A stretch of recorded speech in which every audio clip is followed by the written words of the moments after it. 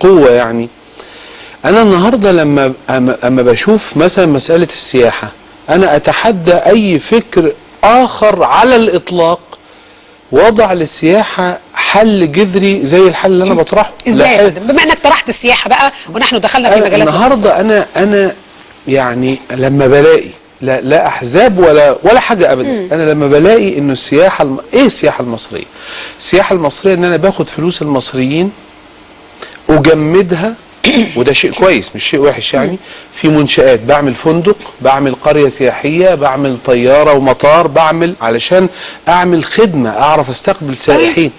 وبعد ما أجمد فلوسي ويقولوا لي إنه يا أستاذ يا مصري اطمئن، ده الدولار الواحد من السياحة يجيب لك $6 و7 دولار مكسب، اطمن وهيشغل ناس كتير، جمد وما يهمكش، جمد أموالك. فأعمل وكل حاجة، واجي استنى $6-7 ألاقي قرار من سطر واحد بيطلع في الغرب يقول مثلا وزارة الخارجية الفرنسية بتحذر الرعايا الفرنسيين من التوجه لمصر دلوقتي علشان مصر غير آمنة.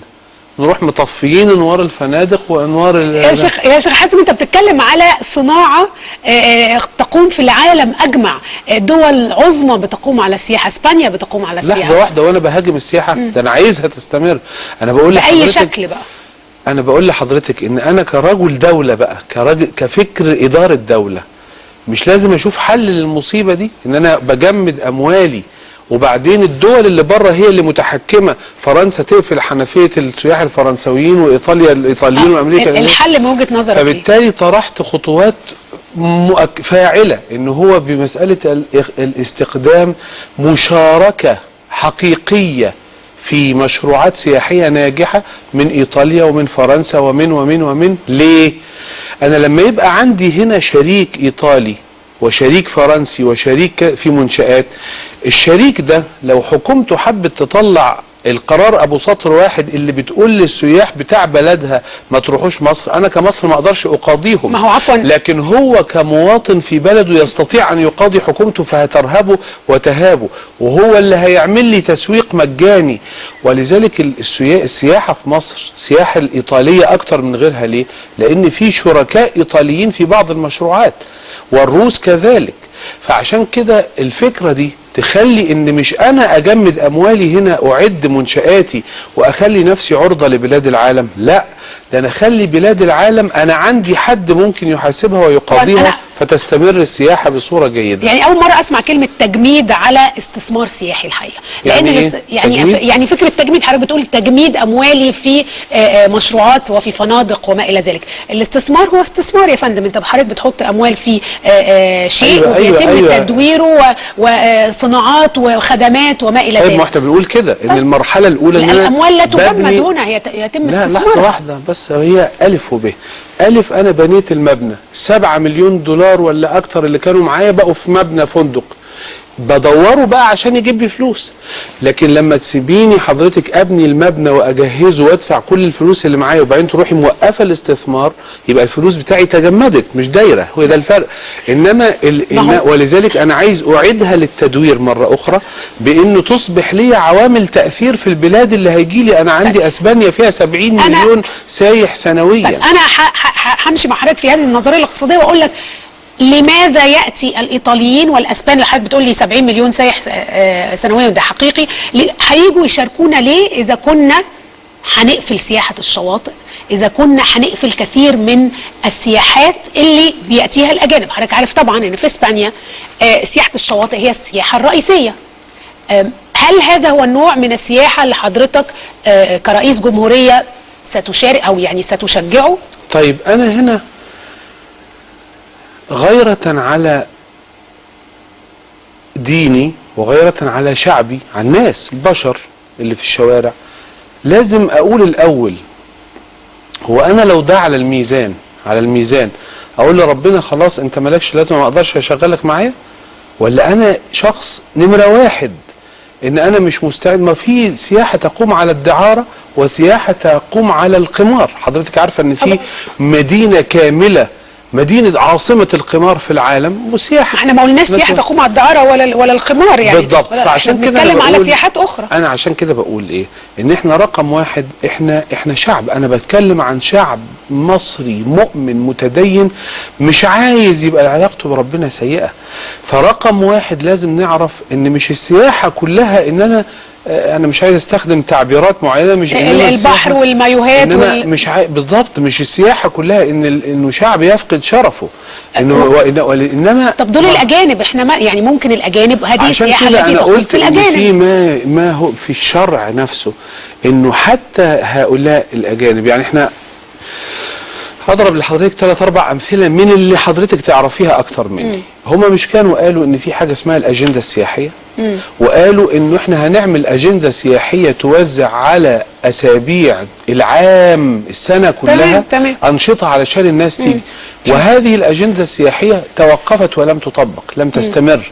ليس في مصر اجنده سياحيه، فما عادش في ناس شوفي بقى حضرتك هم عملوا ايه؟ هم قفلوا الاغراض الرئيسيه اللي ممكن تجيب سياحه عشان ما يفضلش غير سياحه الشواطئ. يا شيخ حازم، وليه هم اللي قفلوا؟ السياحه دي امر وارد، لماذا هو اللي حصل؟ هم يا فندم، انا بتكلم على الحكومه بتاعتنا. ما انا بتكلم على الحكومه. إن الحكومه بتاعتنا، انا لما كنت هعمل اجنده سياحيه هقول في شهر فبراير هعمل مهرجان لكذا، وشهر فبراير وشهر مارس وشهر ابريل. الاقبال في العالم كله، في سياحه العالم كله يبدا بالشواطئ ثم الاثار ثم اشياء ثم يبتدي السياحه الشواطئ تستمر. وانا عندي من ضمن الحاجات اللي موجوده، انا بس عايز اقول ان الناس دول عندهم ما يغنيهم هناك لو هم عايزين اللخبطه بس. انا حتى ضربت مثل بفكره الشاطئ الخاص. طب لا يعني خليني عشان اكون دقيقه، سياحه انت يا سياده الرئيس، سياحه الشواطئ هتعمل فيها ايه؟ انا رئيس غرفه السياحه وبسال حضرتك يا سياده الرئيس، هنقفل الشواطئ ولا هنعمل ايه؟ الاجابه في منتهى الوضوح اننا مش هنقفل الشواطئ، ولكننا لن نسمح بانه يبقى فيه النموذج العري الفاضح الموجود على الشواطئ المصريه الان الا في حالتين. انا عندي اما شواطئ مصرية أو للمصريين وللعرب وللمسلمين، ولذلك أنا طرحت فكرة هتعمل فصل في شواطئ للأجانب وشواطئ لغير الأجانب. مثلا أنا طرحت فكرة أولا تنشيط السياحة في الناحية الشرقية. احنا عندنا ماليزيا وباكستان واندونيسيا وما الى ذلك، دول اماكن لما حضرتك تجيبي حجم الاموال اللي بيدفعوها كسياحة عشان يروحوا اوروبا، لو استطاعت مصر. كمان عندهم شواطئ رائعة، عندهم شواطئ الناس كلها بتروحها بكل الاشكال والانواع برافو. ومع ذلك رائع، بس ومع ذلك ومع ذلك ذلك اسلامية على فكرة، واسلامية وعندهم شواطئ وكل حاجة. ومع ذلك الفلوس الرسمي اللي بتدفع من الاندونيسيين والماليزيين والباكستانيين وغيره علشان يروحوا سياحة في اوروبا مبالغ ضخمة جدا، اكتر من ميزانية دولة مصر 20 مرة. فده معناه ايه؟ فده معناه ان انا لو استطعت ان اخاطب السوق ده وياتي الى مصر، انا بأحل سوق هو بطبيعته. يعني حضرتك عايز تجتذب فقط السوق الاسلامي. انا بس خلينا في اللي انا بقوله، مش فقط انا بقول ان انا اجتذبه ليكون عنصر مضاف، عنصر كبير. بس هذا السائح برضو انفاقه اقل. اصل انا في الاخر لو لقيت ان في شيء حرام مش هعمله حتى لو ما جابليش فلوس، يعني عشان يبقى الكلام واضح. عشان بس نوصل عشان حضرتك لا يمكن نوصل في الاخر ان انا اعادي رب العالمين. الشعب المصري ما يرضاش بكده، الناس وانا ما ارضاش، وانا خير لي الا ارضى. مفيش حد يرضى بهذا، مفيش حد يرضى.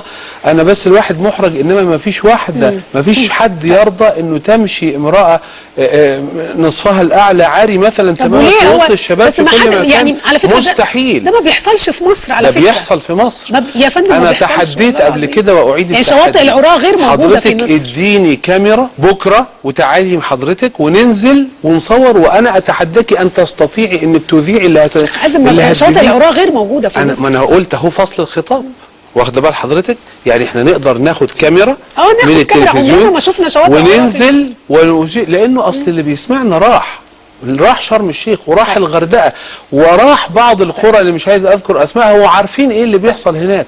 فانا بس بريح حضرتك انه اذا في النهايه خالص لان انا عندي حاجه اسمها رب العالمين في الاخر. ما اقدرش في الاخر اقول له يا رب انا عشان اجيب فلوس هخلي بنتي وابني واخويا واختي وزوجتي يشوفوا هذه المناظر الفاضحه ومش هغيرها لاني محتاج اجيب فلوس علشان اللي بيشربوا بيها كذا وكذا. سياحه الاثار. فسياحه الشواطئ اولا ستدعم ومع ذلك تستطيع شركات السياحه انها تعمل حاجه موجوده في الشرع اللي هي الشواطئ الخاصه اللي هي المسكن الخاص. يعني ايه مسكن خاص؟ بيت قصر وملحق بيه ولما يدخل ويقفل لا تستطيع الدوله انها تدخل تقول له وريني انت بتعمل ايه جوه لانه مسكن خاص.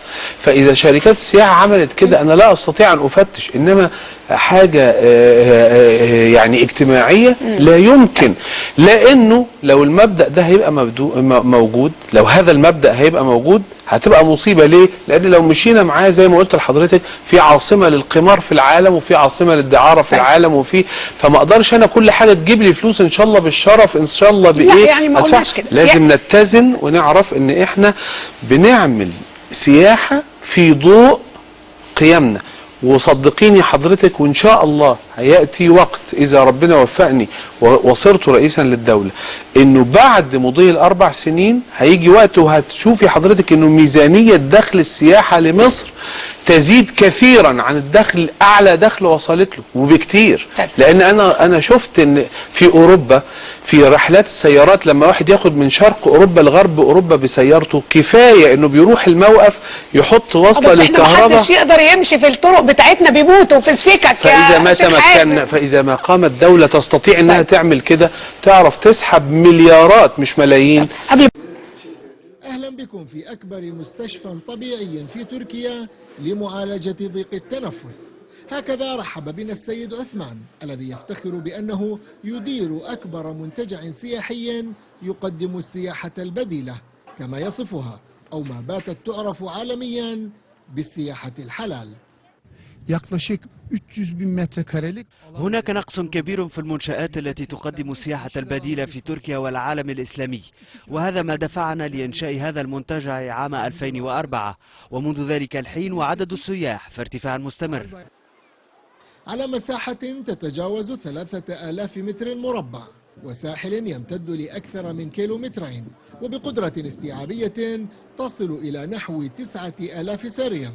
تقدم هنا كل الخدمات السياحية المعروفة عالميا عدا تلك التي تتناقض مع تعاليم الشريعة الإسلامية كما يقول القائمون على المنتجع.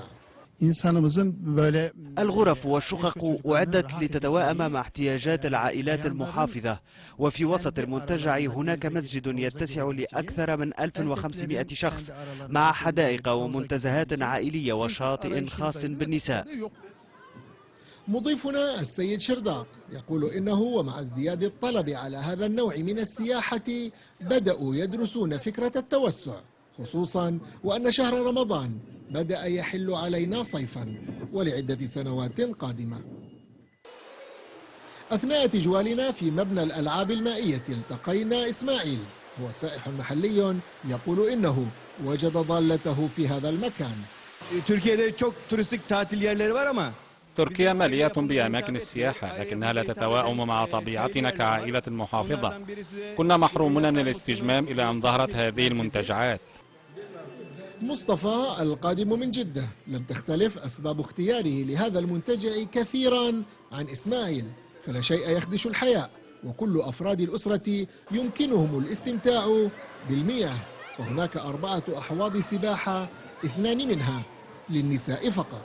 دائما ترتبط اسم السياحة بنوع من انه ما في نوع من المحافظة وفي نوع من الاختلاط والانفتاح، لكن حقيقة هذا المكان يبين انه ممكن يكون هناك نوع من السياحة المحافظة. أما محمد الذي أبدى لنا إعجابه بالخدمة التي وصفها ب5 نجوم تساءل عن مثيلاتها في العالم العربي. سواحل سوريا من السواحل المعتبرة، أو سواحل مصر أو تونس أو المغرب، يعني كلها سواحل حلوة العالم عم تجي عليها السياحة، ولكن ابن البلد ما عم يلاقي مكان انه يروح يتسوح فيه. في طريق العودة كنت قد عزمت على العودة مرة ثانية، ولكن تذكرت كلمات السيد عثمان عندما انتقد تأخر ظهور هذا النوع من السياحة الحلال، وهو يقول لي وكأننا اكتشفنا فجأة أننا مسلمون، وأن مفاهيم السياحة الغربية التي فرضت علينا لا تمت لمجتمعاتنا بصلة.